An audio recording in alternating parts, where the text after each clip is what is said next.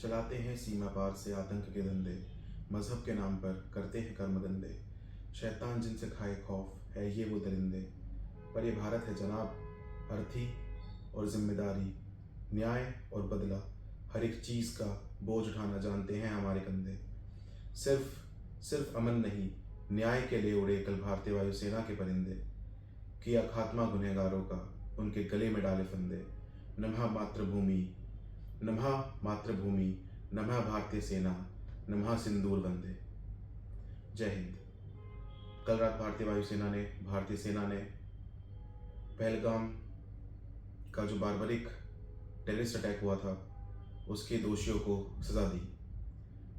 9 sites पर Pakistan occupied Kashmir और पाकिस्तान में 9 साइट्स पर भारतीय वायुसेना ने प्रिसीजन स्ट्राइक करके बहुत सारे टेररिस्ट आउटफिट्स को निस्तनाबूद कर दिया।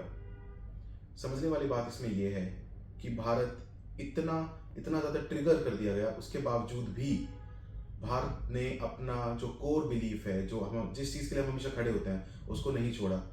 कल भी स्ट्राइक के दौरान भारत ने ना किसी मिलिट्री आउटफिट पर ना किसी सिविलियन आउटफिट पर अटैक किया, जबकि हमारे सिविलियंस को मारा गया था। हमारे 25 सिविलियंस को मारा गया था, एक नेपाली सिटीजन को मारा गया था और हमारे 25 सिविलियंस को मारा गया था। किसी भी एक्ट ऑफ वॉर में सबसे बड़ा होता है civilian attack. Civilian attack is the most cruel thing that you can do. वो किया गया भारत के साथ पहलगाम में। उसके बावजूद भी भारत अपने प्रिंसिपल से नहीं हटा है। हमने एक भी Pakistani civilian, even to the extent कि उनके मिलिट्री आउटफिट पर भी अटैक नहीं किया इंडिया ने। सिर्फ और सिर्फ लश्कर-ए-तैयबा, जैश ए मोहम्मद जैसे घटिया टेररिस्ट ऑर्गेनाइजेशंस के आउटफिट पर अटैक किया है, क्योंकि वहां से भारत के अगेंस्ट अटैक लॉन्च हुआ है। हमारा मैसेज बिल्कुल क्लियर है पाकिस्तान को, वर्ल्ड को। इंडिया अपने प्रिंसिपल्स पे खड़ा रहेगा, लेकिन इसका मतलब ये नहीं है कि हम बदला लेना नहीं जानते हैं। इतिहास गवाह है, 65 गवाह है, 73 गवाह है, 99 गवाह है, सर्जिकल स्ट्राइक गवाह है और अब ये एयर प्रिसीजन स्ट्राइक गवाह है। भारत बदले लेना जानता है और हम चाहें तो उसका एक्सटेंट बहुत बड़ा हो सकता है। हम निहत्थे लोगों पर, हम सिविलियंस पर जिनका कोई गुनाह नहीं है, उन पर अभी भी इंडिया ने कुछ भी अटैक नहीं किया है। This is the biggest message out of this entire event that you have to understand. Message बहुत सिंपल है, अगर आप अपनी घटिया नीच हरकतें नहीं छोड़ेंगे तो आपको इससे बड़े बदले, इससे बड़े अंजाम देखने पड़ेंगे। And to every Indian citizen who is watching this, feel proud to be an Indian. Feel proud of the Indian Armed Forces.